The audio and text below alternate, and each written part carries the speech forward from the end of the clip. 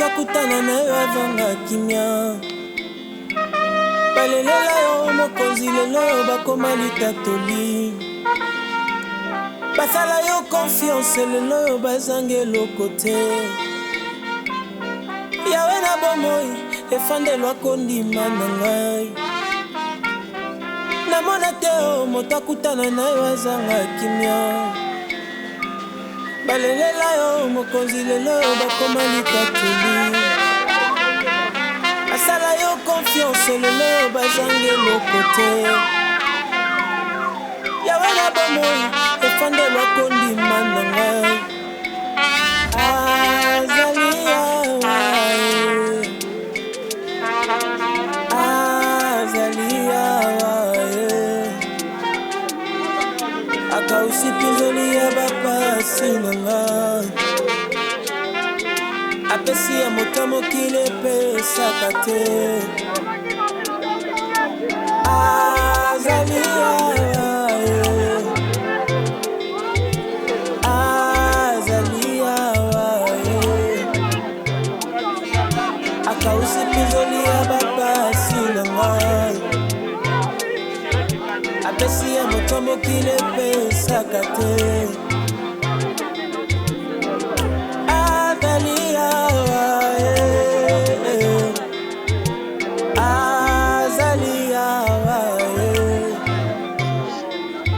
akausi pinzoli ya bapasi na ngai apesi ya moto mokili epesaka te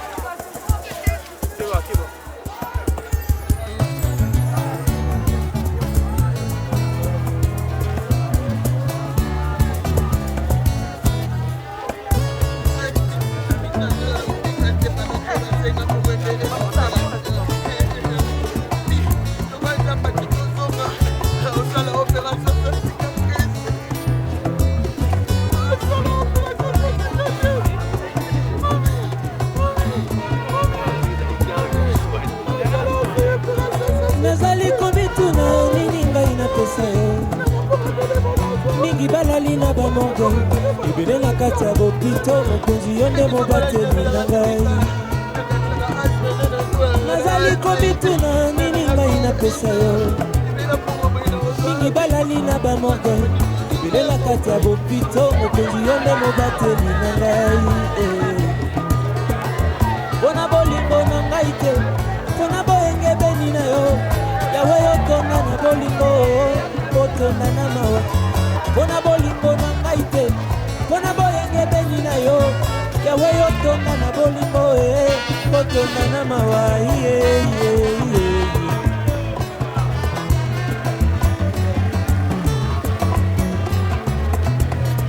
nazali kobituna nini ngai napesa yo mingi balali na bamorgue ebele na kati ya bopito mokonzi yo nde mobateli na ngai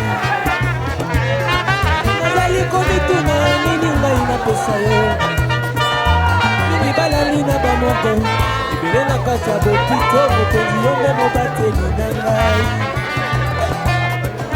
mpona bolingo na ngai te mpona boyengebeni na yo yawe yotonga na bolingo kotonga na mawa mpona bolingo na ngai te mpona boyengebeni na yo yawe otonga na bolingo kotonga na mawa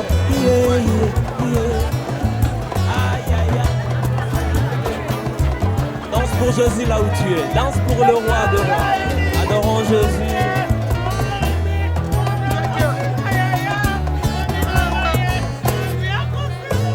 Esengo etondi motema nanga koyebana na yo sengo etondi na motema nanga kozala mwana nzambe maladi eleki yo na makasi te bobola eleki yo na makasi te sterilité te eleki yo na makasi te esengo na motema nanga koyebana na yo sengo etondi motema nanga kozala mwana nzambe maladi eleki yo na makasi te bobola eleki yo na makasi te sterilité eleki yo na makasi te eloko te eleki na makasi idena le Dieu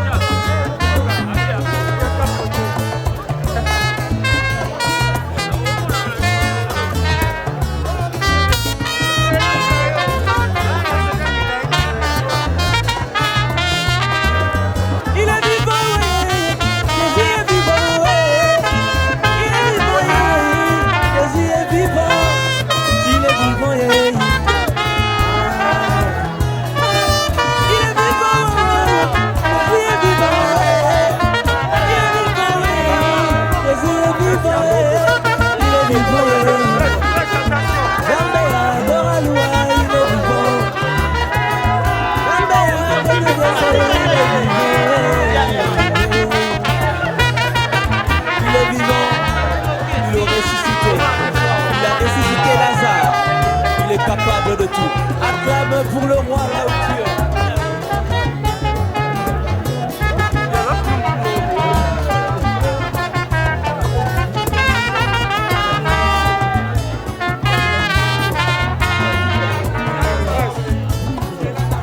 Yembo zali zambe yo yo.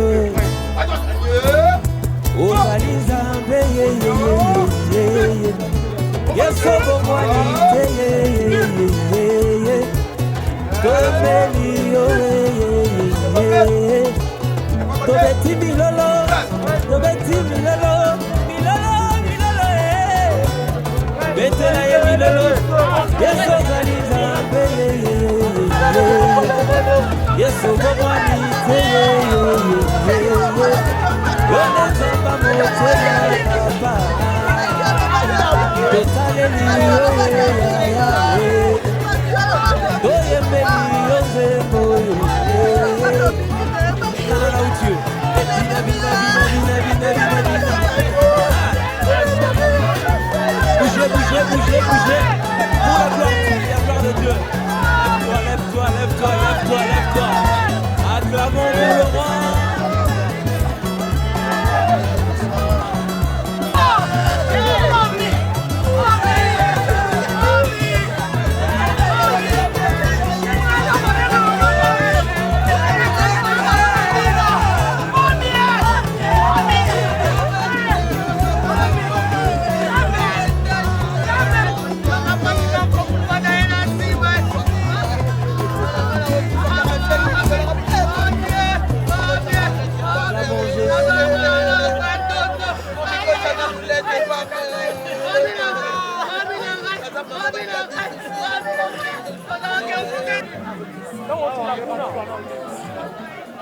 Mon ami.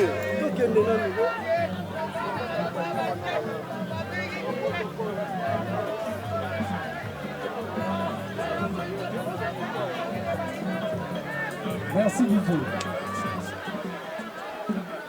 Merci. Nous débutons avec la cérémonie de ce jour. La cérémonie d'hommage à l'artiste comédienne Suzy Banco. Le menu se présente de la manière suivante. Nous allons commencer par la prédication avec le pasteur Briali Chulumba. Après la prédication, viendra le moment de témoignage. Après le moment de témoignage, après le témoignage, viendra la lecture de sa biographie. Après la lecture de sa biographie, nous passerons aux mots. Après les différents mots, nous allons clôturer par le dépôt des gerbes de fleurs.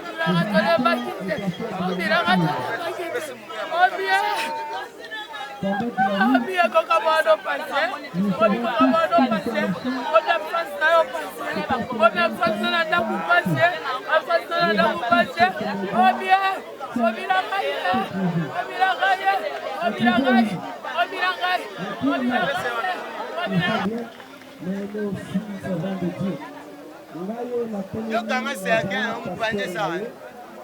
J'ai passé beaucoup de temps avec elle et il y a beaucoup de témoignages par rapport à ce vie. Je me souviens dans la ligne avec des amis. Yo kanga sergent na kuna mpande ça là. S'il vous plaît.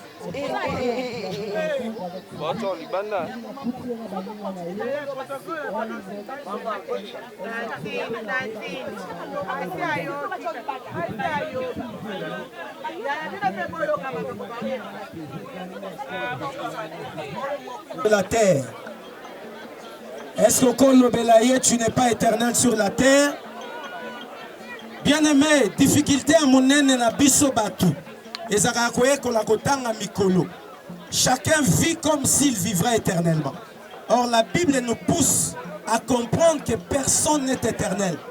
Un jour tu passeras, un jour je passerai. Vie eza lokola masuwa.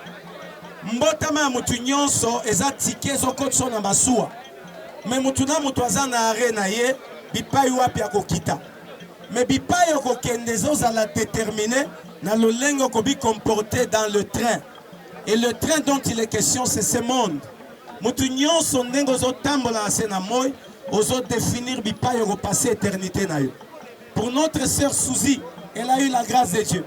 Une fois elle était morte. On a prié, le Seigneur là, à Zongisi na bomol. Et le Seigneur lui a dit, na Zongisi oposa lelanga. Peut-être, na imagination, na biso kobananga pasteur na ye, on croyait qu'elle allait, koumela mokili ate abatu. Peut-être. L'artiste et culturel du Congo, par la bouche de votre humble serviteur, en ce jour du jeudi 9 mars 2023, un jour seulement après la célébration de la journée internationale de la femme, sommes sous l'océan de peine et de douleur. En ce moment où nous venons couper de façon définitive les cordons qui nous a liés depuis le 20 mai 2019, la date de la création de notre structure, à notre estimée trésorière, à la personne de Madame Bantou Suzy. De prime abord,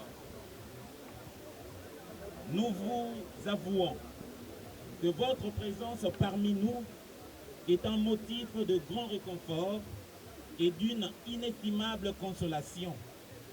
En cela, nous vous adressons de plein cœur nos profondes expressions de reconnaissance. Comme vous ne pouvez vous en douter, la circonstance autour de laquelle nous nous réunissons aujourd'hui n'a rien à voir avec les événements et situations de gaieté et de détente auxquels nous vous convions habituellement et que vous savourez avec délectation inavouée et fonds réparateur de cœurs blessés. Que puissions-nous vous dire, sinon vous confirmer avec effet tangible qu'il s'agit d'une réalité que nous redoutons dans notre vie, car depuis le 25 février 2023, les mystères impénétrables par la sagesse humaine ni la science humaine vient de frapper à la porte de notre organisation, mais davantage dans le monde des artistes de scène et de l'écran. Qui pouvait s'imaginer que la fatalité usant de son tranchant destructeur allait réussir à terrasser Madame Suzy Bantou à la fleur de l'âge, elle qui a été le modèle de solidarité, en plus du fait que, par sa silhouette magique, on s'imaginerait à côté d'un ange à la taille svelte, sa beauté éclatante et splendide, son cœur rayonnant. Elle était pour ceux qui la fréquentaient la source d'inspiration, de vertu qui rassure. Les sourires éclatants, accueil parfait, générosité sans borne, talent artistique à répandre. Elle s'est façonnée d'une stature de star adulée par ses contemporains de toutes les classes sociales, de tous les âges, de tous les goûts, de toutes tendances. En ces moments, qui peut jauger la profondeur de la perte inattendue et non souhaitée par ces pères que nous sommes et par le public congolais qui n'aura jamais fini à l'admirer. Pleurons, bousculons-nous, remuons tous nos poumons, basculons nos reins, roulons par terre, déchirons nos luxueux vêtements, car la peine que nous ressentons à la suite de cet événement est immense. Je voudrais cependant nous interpeller tous et nous inviter à méditer sur le comportement qui ne valorise pas l'élévation de notre profession ou encore moins la promotion sociale des uns et des autres parmi nous pris individuellement. Je voudrais ici demander à l'assistance particulièrement artistique, cessez de pleurer. Regardez-moi aux yeux. Le moment est venu de déballer les turpitudes qui freinent notre envol. Mais est-ce que c'est nécessaire? Est-ce que c'est le moment? Je ne pense pas. Sentons-nous à l'aise maintenant. Sentons-nous crédibles. Maintenant que nous donnons aux autres de mots pour discréditer notre métier pourtant noble. À présent, je m'en vais vous inviter, les mains sur le cœur, à faire preuve de sublimation pour nous. Pour célébrer 38 ans, il me reste 2 ans sur la terre. J'aimerais que le banayo, ce qui est kolikotanga mikolo, to komina likanisi, ya kolobanako umela na mokilité, mutumoro ta rotindika yo, ou exercer ton cœur à la sagesse. C'est ce que Moïse fait comme prière.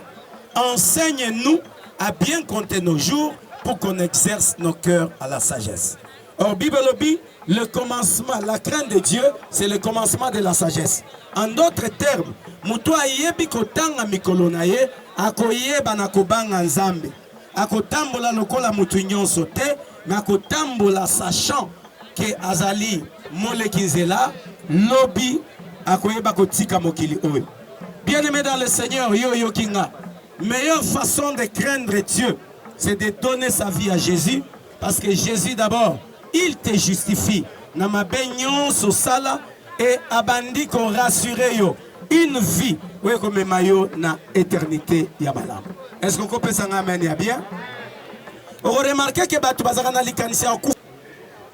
Je crois que c'est une prière que vous méritez.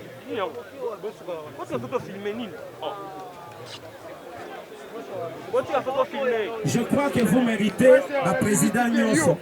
Si j'ai donné le témoignage à Suzy, c'était une comédienne.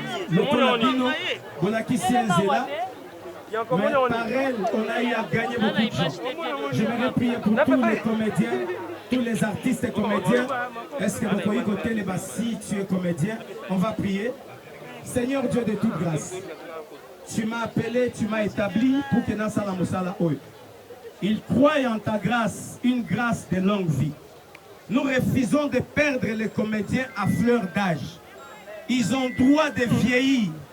Pourquoi pas Bakoko, Bakoko, Babandakoya, Koutala Bango, Amona ba théâtre naye, Amona ba Makamwa Sala, Aye Balakisi Masumuye, Balakisi Lombeye, Balakisi Bodoye. Laisse que cette grâce, et là, taba comédien Nyonso Yamboka la Bissou. J'ai le même sang avec eux, parce que ce sont des Congolais, comme moi. Je prie, Père, par la puissance du Saint-Esprit, pour que tout esprit, ouais, il visiter ma comédien, avant l'âge, et ça la maudit au nom de Jésus. Et je proclame une longue vie, une longue vie. Yahweh, tout le monde a mboka bosous, ma comédien, va standing élevé à vie. Pourquoi pas nos comédiens? Je le recommande à toi, pour que Père, au salabango grâce. J'ai vu Père, na Bordeaux Moutouazaki, Azaki n'était malamouté. Pascal Andy, sketch yaba comédien Mboka, la joie est zongeli. Récompenser Bango, bas à la paix, Zambé la bombe, bas à la payer à leur juste valeur. La valeur. Yesu, tu as vaincu à la croix pour que nous soyons des vainqueurs. La Bible déclare, nous ne combattons pas pour la victoire, mais dans la victoire. Laisse que le sang de la victoire ait couvert comédien Nyonso à Congo. Il pas Nyonso Kutama, à la couronne de gloire et de puissance. Et que ton nom soit glorifié au milieu d'eux pour la gloire de ton nom. Au nom de Jésus-Christ, nous avons ainsi prié. Amen. Que Dieu nous bénisse.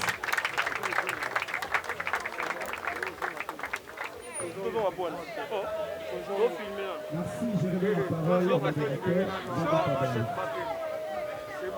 Merci au pasteur Mboka Toye pour te rendre un dernier hommage.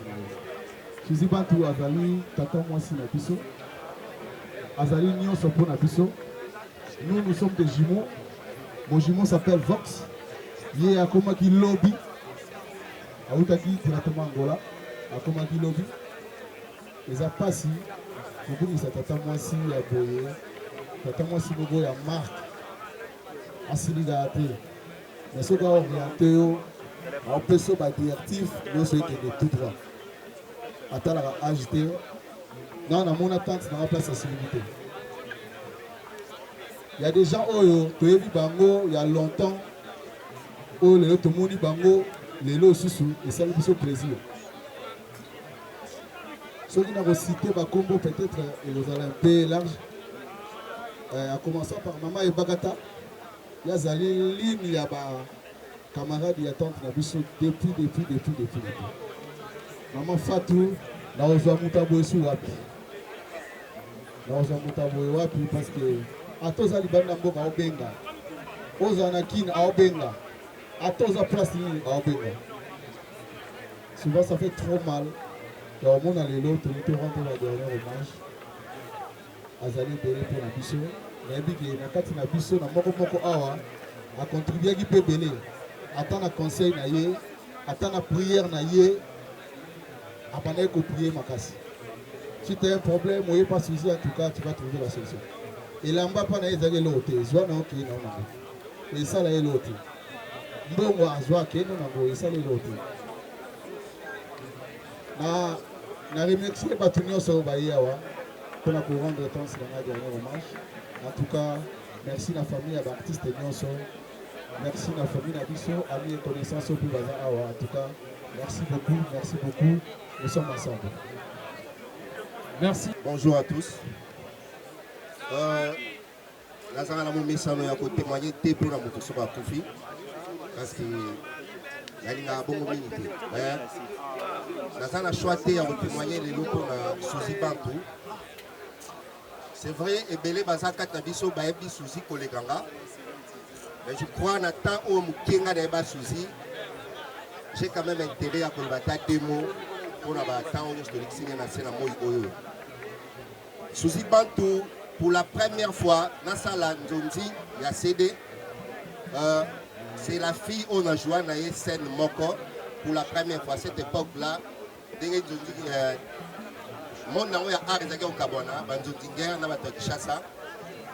c'était Serre Yaliboso qui se retrouvait dans la scène Nzondi. C'est comme si tu es déjà calme. Wana nazana no mayo nazali loté parce qu'il y a cette époque là na bena kaka na Kinshasa mais il y a zaida na succès makasi na poto mais ce jour là qu'on se retrouve ngane na scène nazaki très à l'aise parce que ayambaki ngai na bolingo nyonso y compris na de konabiso miel fifi miel oazana na Turquie donc et après ça donc comme ngana Suzy wa bandeko peut-être ba doit ko yeba ngoteza ba quelques heures ba ko yeba. Là, Suzy, tu as passé par moment, tu as s'ennuyer. Donc, il faut vendre la biso quelque part. Si tu as X temps avec un chauffeur, ne m'oublie aux oyer à zone ici. Et si tu as Kenneth Landa quoi Suzy, où tu connais moi dans Casina ou Tiawa. Suzy, si tu as Kenneth Landa qui a accès dans la chambre. Si tu as mon t-shirt, ou logo, ou montre. Si tu as on a Kenango, vraiment, on a perdu une sœur. C'est vrai, nous devons ma bête. Mais Suzy a mon thème à Kolinga Bato. Que son âme repose en paix. Merci beaucoup. Pour rendre hommage à Souka. De son vrai nom, Kombonaye Bantu Lutuma Suzy. Momi pour les intimes. Voilà, elle est venue à Kinshasa après avoir combattu à Menakisangani.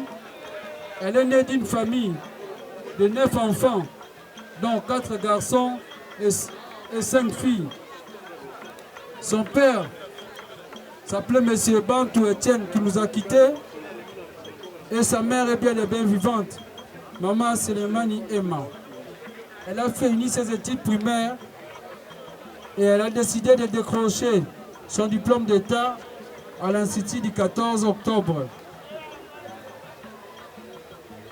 Hormis son diplôme, Suzy Bantu a suivi plusieurs formations dans différents domaines.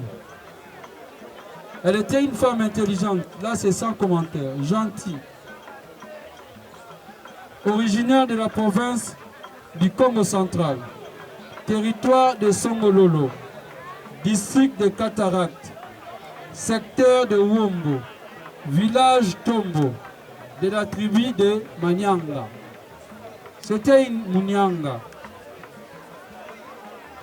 Voilà, elle avait comme profession artiste comédienne. Mais, comme elle était artiste comédienne, nous allons essayer d'épingler d'une manière brève sa filmographie. Suzy Bantu est beaucoup connue na eloko tobengaka Nzonzi. Hormis Nzonzi, asalaki pe groupe d'ailleurs kombo nango Ereka oyo azalaki présidente. Parmi ba film na ye asala, entre autres oyo asala na Bellevue TV, Gauche également m'a parlé ba film basala, Milo asala ba film ebele. Entre autres, Bombe, Les Secrets, Maestro, L'Instinct, Rocambole. Voilà, Rocambole avec le voyou de Guécho. Kwanga Échantillon, Un enfant et un père, et tant d'autres. Juste pour Molaï, il y a une œuvre artistique où il y a Sali. Nous sommes censés, d'une manière artistique, ya ko rendre hommage. Mais tu as un caméraman. Vous avez sa décoration, tout ce que awa. Pour que vous filmer la musique, ça la zoom. Vous avez des bisous, bande de sécurité, vous avancer juste derrière le caméraman, vous sous kawana. La sécurité, vous avancer juste derrière sous kawana. Bravo Bantou, bravo Moni. Tu le mérites cette ovation. Merci Suzy. RDC, je dis merci. Merci Suzy. Bravo l'artiste. Merci. Nous pouvons nous mettre. Takinaye na masanga. Bango pe bayebi Suzy, ba relever la Suzy. Yangwana to pesi juste pour 1 minute 30 secondes. To pesi maloba na bandeko ya dynamique. Abandako sangana na Suzy.